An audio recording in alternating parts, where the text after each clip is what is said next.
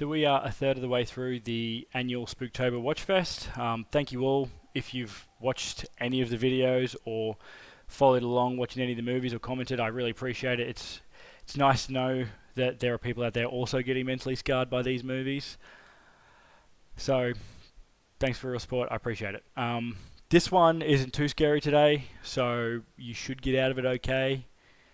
If you need to decompress after you've watched maybe the sadness, this is not a terrible pick. Cobweb follows sensitive outcast Peter on his journey to discover what is tapping and whispering to him through his bedroom wall. That's basically it. That's the whole setup. It's like watching a sad, lonely version of Marco Polo, to be honest. Peter's dreary home existence with overprotective parents is only further exacerbated by his hellish school life, where for reasons I still don't know, the other kids are like cartoonishly mean to him. Like they beat him up and they swear at him and they throw shit at him. He didn't seem to do anything. Maybe he's just a soft target, I guess. But fuck, these kids are mean, I guess. They just beat the shit out of him. Peter, however, gains some hope when a new substitute teacher comes in to take charge of his class. And she seems to have like the time and energy to work out basically why Peter's such a fucking bummer all the time. That's it. That's the setup. Woody Norman, which, by the way, great actor name for a kid. Woody Norman, great actor name. He plays quiet and shy really well as Peter. But for me, the two best people in this film are the parents. They do a lot of the heavy lifting when it comes to the creepy, unsettling vibe this movie has. Anthony Starr, who you'd know from The Boys, he has this like wholesome shell, actually from hell brand of acting that is fucking perfect for him. He's the king of that shit. Homelander is still one of the most terrifying characters, I think, to ever be put on screen. And he carries a lot of his mannerisms over to this like goosebumps on steroids piece. Mean Girls alumni, Lizzy Caplin's in this. So that's Janice from Mean Girls. She plays Peter's overprotective mother, and she has this like frantic pot about to boil over energy. There's a scene in this where someone asks her if she's Peter's mum, and she gets like real shifty about it's a very obvious piece of information that she's Peter's mum, but she just doesn't want to admit everything. She's just shifty as fuck. She's shifty as fuck in this, and that works really well. So I can sort of get why Peter's a bit of a bummer, because it would be a fucking dreadful existence having to live with these two as your parents, even if you didn't have a wall entity whispering and speaking to you and keeping you up all hours of the night. The problem I have with this is there was a definitive point in this movie where it could have gone a number of really horrific avenues, and I personally think it went the least interesting of all of them. I was a little bummed. It does what it wanted to do fairly solidly, but that type of horror that it turns into just doesn't appeal to me. It also, the way they did it, it just left these huge plot holes that there's no way they can explain them, and they don't. They don't even try to explain them. There's these giant potholes.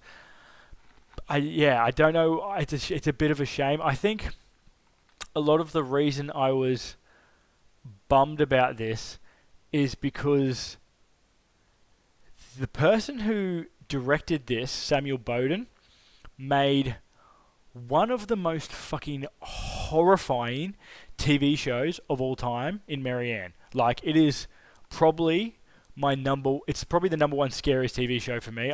Haunting of Hill House, Midnight Mass, all that. Like, Marianne beats them all for me as far as scares.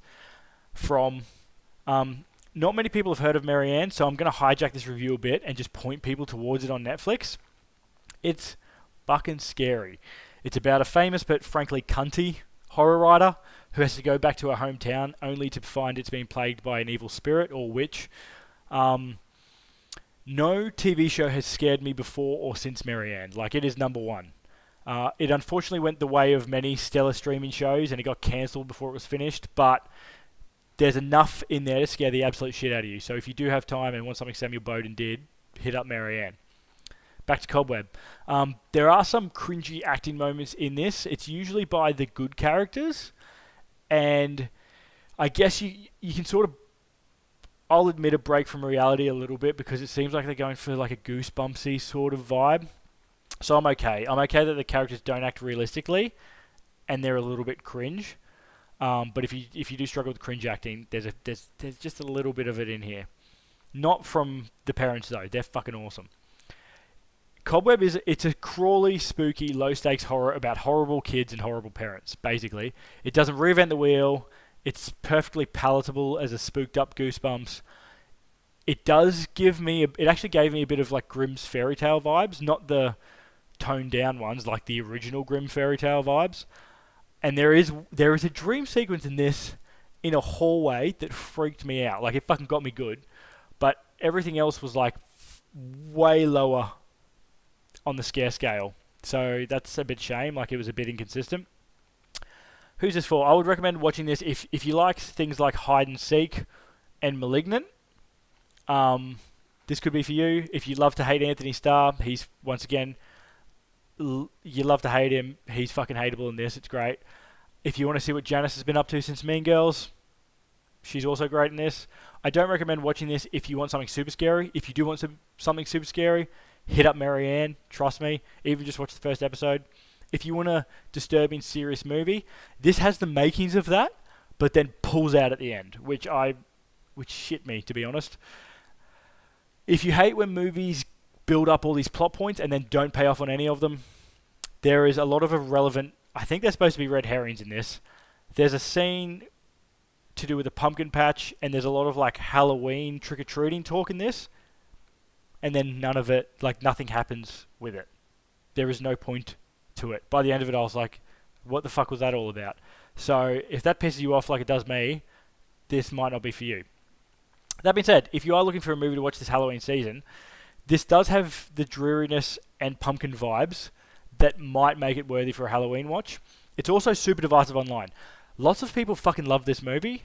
I don't particularly get it. It might just not be for me, but lots of people go into bat for this movie really hard. So you might be one of those people. If you like anything I've said about the setup or the acting or the twists, you might like this film. I just did not enjoy it. I think it was... I really liked 2/3 of it, and then they bungled it in the last third, and it left a bad taste in my mouth, to be honest. Which is a fucking shame, because Samuel Bodin, he can make scary movies. I want him to make scary movies. Marianne's a fucking masterpiece. But yeah, this one just didn't do it for me. It's a great attempt for about 2/3. As always, thanks for watching, and I'll hope to see you tomorrow for another review. Peace.